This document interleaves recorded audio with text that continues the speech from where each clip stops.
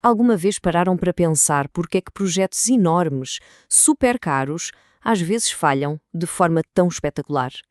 Hoje vamos mergulhar num método que nos ajuda a investigar exatamente isso. E o objetivo, olha, não é apontar o dedo a ninguém, mas sim perceber o que realmente aconteceu, para podermos aprender com isso.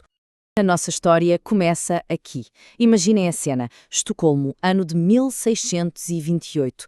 A Suécia era uma superpotência na altura e o Porto está abarrotado de gente. Estão todos lá para assistir a um momento que prometia ser de pura glória nacional. E o centro de todas as atenções é este navio, o Vasa. É preciso entender que isto não era um navio qualquer. Era basicamente uma fortaleza flutuante. O navio de guerra mais poderoso alguma vez construído, uma obra-prima caríssima e, claro, o que toda a gente dizia, era inafundável. E então, o navio levanta âncora, dispara uma salva de canhões em saudação, uma brisa leve, mesmo nada de especial, enche as velas e o navio inclina. A água começa a entrar pelas aberturas dos canhões e pronto, afunda. Ali mesmo, à frente de toda a gente que tinha ido assistir. Uma humilhação completa. A pergunta que fica no ar é óbvia, não é? Como é que isto foi possível? Como é que o projeto mais ambicioso da Suécia, o seu maior orgulho, afunda em questão de minutos? Bem, para descobrir, vamos precisar da ferramenta certa. Então, vamos fazer uma pequena pausa no caso do Vasa para abrirmos a nossa caixa de ferramentas. Porque a verdade é que, quando uma coisa assim tão complexa corre mal, a causa raramente é uma só. Precisamos de um método para conseguir organizar todo este caos. E essa ferramenta é o método do estudo de caso. Pensem nisto quase como fazer uma autópsia a um evento. Não chega a perguntar o que aconteceu. Este método obriga-nos a ir mais fundo, a perguntar porquê e como. É aí que a verdadeira aprendizagem começa. E o processo é muito parecido com o de um detetive. Primeiro, reúnem-se todas as provas, sem julgamentos. Depois, identificam-se todas as pessoas envolvidas. A seguir, vem o passo mais importante: mapear as decisões cruciais que foram tomadas.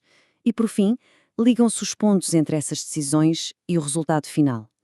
É uma forma de pôr ordem no caos, percebem? Muito bem.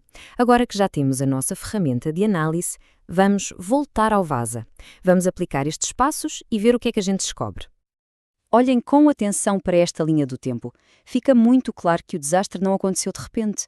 Foi, na verdade, uma tragédia em câmara lenta. Começa tudo em 1625, com a Ordem do Rei. Depois, a meio da construção, a péssima ideia de mudar os planos. E reparem neste detalhe inacreditável em maio de 1628. Fazem um teste de estabilidade, o teste falha e o aviso é simplesmente ignorado. O naufrágio, em agosto, não foi o acidente, foi só a consequência inevitável de tudo o que veio antes. E é aqui que o método nos revela a verdade. O Vasa não afundou por causa de um único erro. Foi uma combinação de fatores. Um design que já nasceu instável por causa de uma ordem real, uma cultura em que ninguém se atrevia a contrariar o rei e uma gestão de projeto terrível. A culpa não foi de uma pessoa, foi do sistema inteiro. Mas será que este método só se aplica a navios do século XVII? Vamos testá-lo numa crise bem mais moderna. Vamos viajar até ao Brasil, para os anos de 2006 e 2007, numa altura em que o espaço aéreo do país entrou em colapso. A crise começou a sério depois de uma colisão aérea trágica em 2006, que foi, digamos, a gota d'água para um sistema de controle aéreo que já estava completamente no limite. O resultado foi quase um ano de caos, com greves, atrasos constantes, uma situação que acabou por expor todas as falhas profundas do sistema. Esta tabela explica na perfeição o porquê do caos. É só olhar para isto. Os controladores de tráfego aéreo estressados e a trabalhar com tecnologia antiga. A agência civil, a ANAC, era nova e tinha pouco poder real. A Infraero geria os aeroportos, mas não o espaço aéreo. E o comando militar não queria largar o controle do sistema. Basicamente, ninguém estava realmente no comando. Era a receita perfeita para o desastre. E tal como no caso do Vasa, o padrão repete-se. O problema não foi só uma coisa. Foi uma mistura explosiva de autoridade dividida, falta de investimento crónico, péssimas condições de trabalho e uma falha total de comunicação entre as várias entidades. Mais uma vez, uma falha sistémica. Ok, já analisamos um navio antigo e uma crise aérea moderna.